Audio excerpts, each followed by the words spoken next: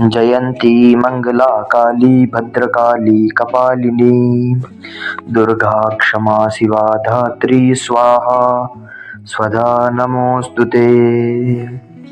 ओम महादेव्यै नमः। नमस्कार दर्शकों, आप सभी का हमारे चैनल में स्वागत है।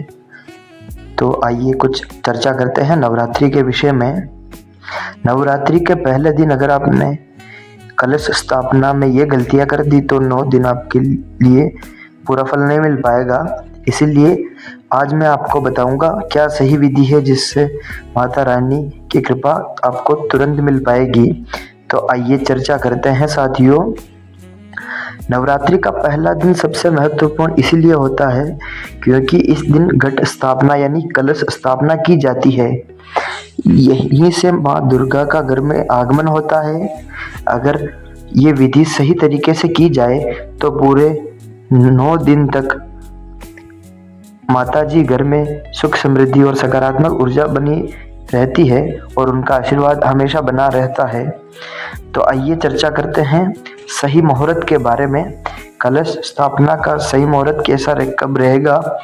तो 19 मार्च के दिन नवरात्रि की स्थापना रहेगी। इसके लिए इसका शुभ मुहूर्त ब्रह्म मुहूर्त में माना जाना चाहिए, जिसके कारण से 7 बजे के बाद काफ़ी अच्छा मुहूर्त बना है। और इसी के साथ साथ अभिजीत मुहूर्त भी काफ़ी शुभ इस कलश स्थापना के लिए रहेगा। फिर हम चर्चा करते हैं कलश स्थापना की सही विधि क्या है और क्या क्या विधि आपको फॉलो करनी है, आपको अपनानी है। सबसे पहले पूजा स्थान को साफ करें। एक चौकी पर लाल कपड़ा बिछाएं, उस पर माता रानी की तस्वीर या मूर्ति रखें। अब एक मिट्टी का पात्र लें, उसमें जौ बो दें। इसके ऊपर जल से भरा कलश रख देवें। कलश में गंगा जल डालें, सुपारी, अक्षत और सिक्का अवश्य डालें। कलश के ऊपर आम के पत्ते रखें और उसके ऊपर नारियल रखें। अब दीपक जलाएं और माता रानी का ध्यान करें। आप माता रानी का ध्यान महालक्ष्मी नमः, माँ काली नमः, माँ सरस्वती नमः इन नामों से भी कर सकते हैं। फिर हम विचार करते हैं सबसे बड़ी क्या गलतियां हैं जो अक्सर लोग कर देते हैं, जिनका आपको ध्यान रखना है।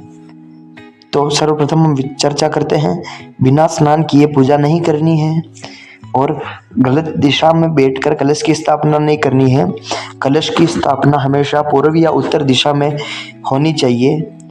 उसके बाद टूटा हुआ नारियल इस्तेमाल नहीं करना है, आपको पूर्ण रूप से सही नारियल का यूज करना है, उपयोग करना है।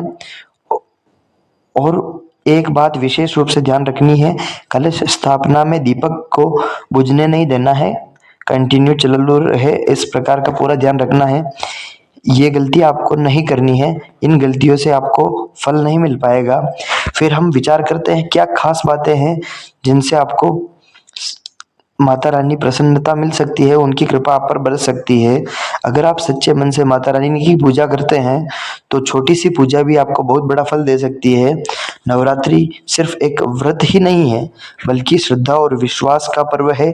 इसीलिए माता रानी की कृपा को प्राप्त करने के लिए 9 दिन तक उनकी उपासना करना बेहद आवश्यक है, क्योंकि इन 9 दिनों में माता रानी अपने भक्तों की पूरी मनोकामना करती है और उनका पूरा साथ देती है।